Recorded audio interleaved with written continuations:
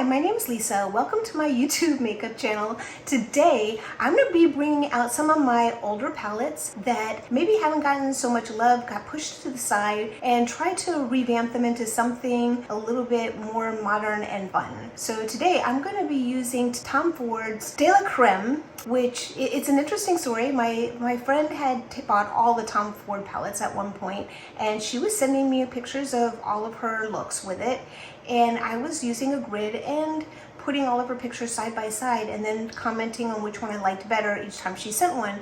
And whichever got the best, I would then compare to the next look. At the end of all of that, I found that I loved this De La Creme the best on her. I thought it was amazing, and I ended up buying that palette, but I haven't really used it so much. So today I'm going to be using that along with some indie eyeshadows, Terra Moons Crimson Eclipse, Red Giant, and Tidal Flare. And I'm also going to be pulling out this older palette, the Dior Backstage Glow Base Palette, along with She's Sculpted by Patrick Ta. So if you're interested in seeing this look and how I put this together, then just keep watching and enjoy the magic. Okay, so I have already primed my eyelashes with Item Beauty, and now I'm using Thrive Cosmetics, the mascara.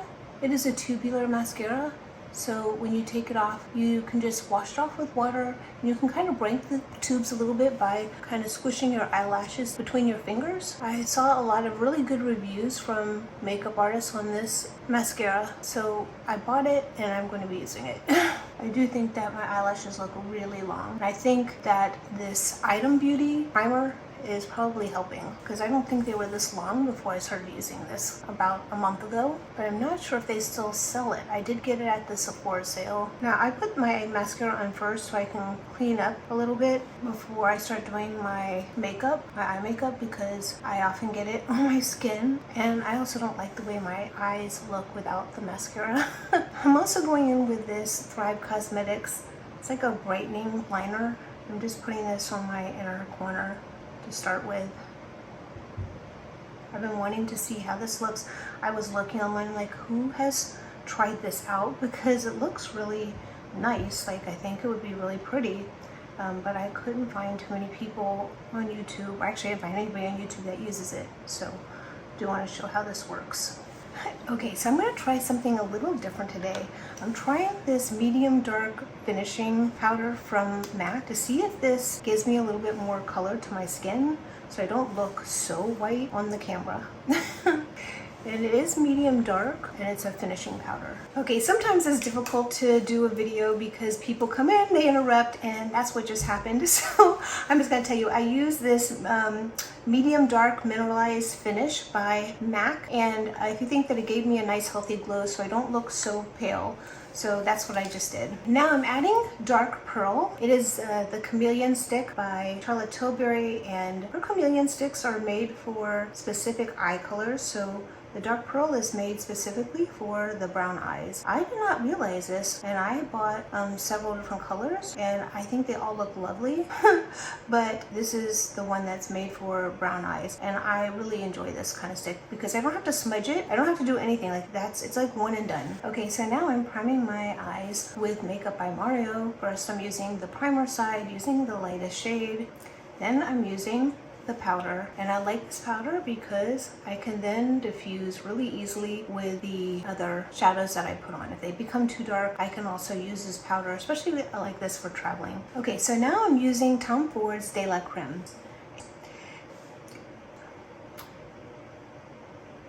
So I'm just using this medium brown, and I'm using it more like transition color, and I'm going to be using today some multi-chromes to go with this beautiful pink puffy jacket.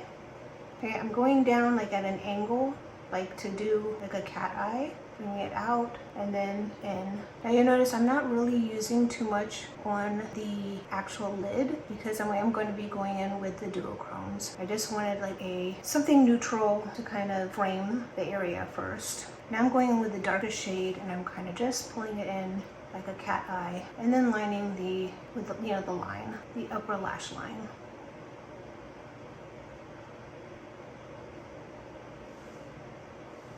This does not have to be perfect.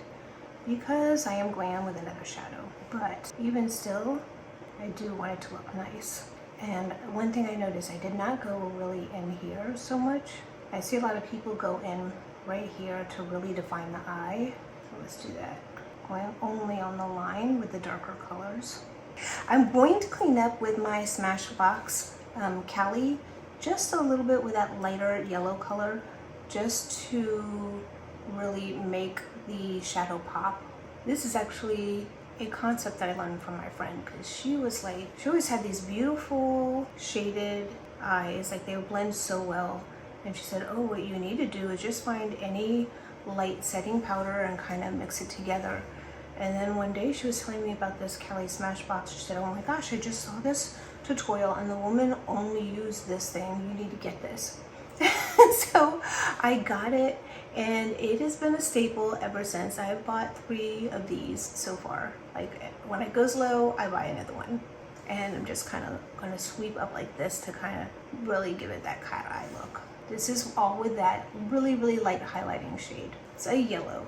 It's interesting because when I first saw this, I thought it was going to be a lot darker because it's a yellow, but it actually is really brightening. It's such a pretty color. Okay, so now I'm going in with Crimson Eclipse. I just want you to see this color and how it just changes in the light. It's so pretty. It's a multi-chrome and it is out of this world. So this is Crimson Eclipse by Terra Moons. And then I'm going to be using this one, which is called Tidal Flare, also by Terra Moons, and I'm going to use this more on the outer V area when I do this.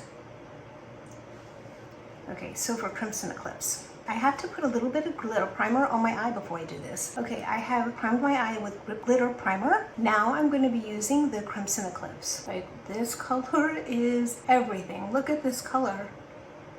That is magnificent.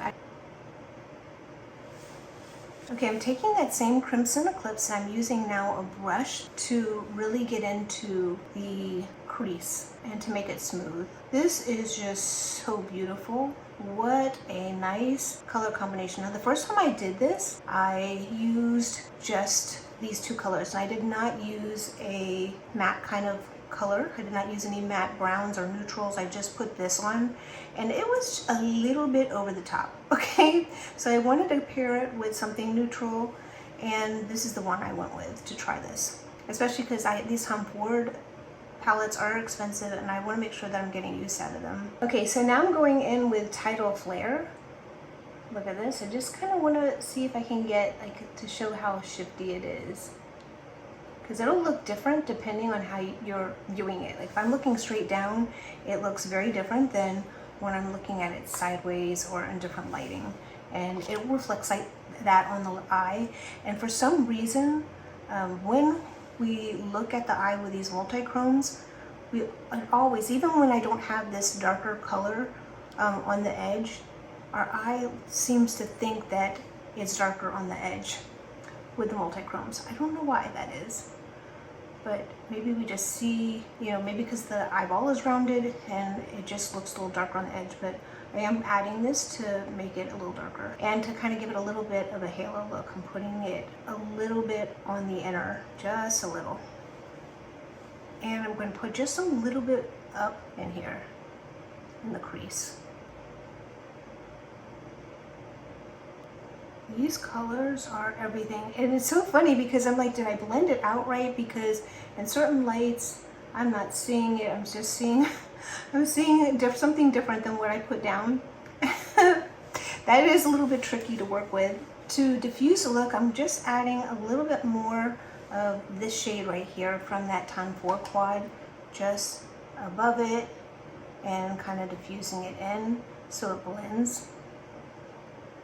Same thing on the other side. Okay, now for the under eye. I'm just using a really small smudge brush like this, and I'm going in with Tidal Flare on the outer and the inner.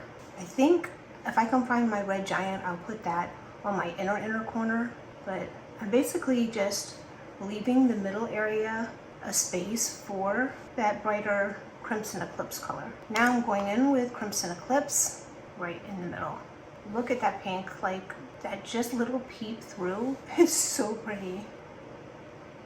Beautiful. Okay, this one is called Red Giant. And I'm gonna try to see if I can catch the light. It looks white in the pan, but when you show it on the light, you can see that there's some pink in there and it catches, and it's so beautiful. So this was like one of those colors that everybody was raving about, wanted on Instagram at one point, and I don't think I've ever seen anybody, I haven't seen really anybody doing anything with it since all the hype wore off. So we're going to be using a little brush. We're going to be using this little brush, same one I always use, and I'm putting it on the inner eye. Really make that pink pop. Oh my gosh, it's so pretty.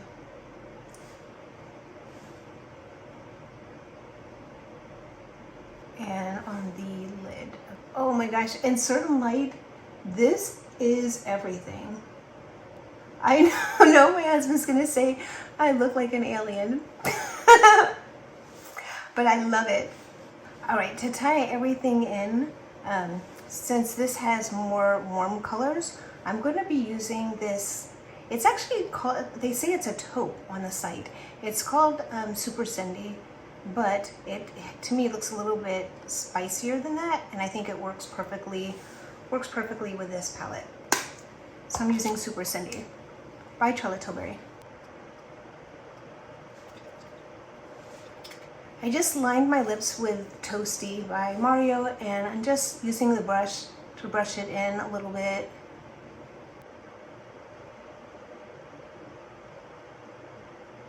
Now, I just realized that it does look a little different than I normally see it look, and that is because I did use Happy Petal or Happy Kiss. I used like 3 different balms this morning. My lips were really dry this morning. Okay, now I'm using Patrick Ta's She's Sculpted.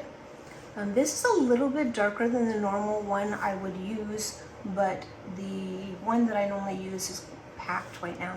So this is the one we're using. Plus I did the medium colored finishing powder by MAC, and that I think allows this to not look so stark. I also wanted to pull out this Dior highlighter that has been out for a while, but I haven't used it in any of my makeup looks recently, and I thought I would because I don't want things to go to waste. So just kind of putting that in here, this white. I'm gonna try the pink. I feel like the pink always looks a little bit brighter or shows up a little bit more. Another thing you can do is put the setting spray on and then put this on. Let's try that. So that will make it a little bit more moist. So when I put this pink color on it, it's gonna shine more. Like, look at that. Now you can see it. Now I do like the Divina Queen. That one really does show up without a lot of nonsense. It just shows up. So pretty. Okay, I am going to just kind of bounce it in. And that is going to be the finished look.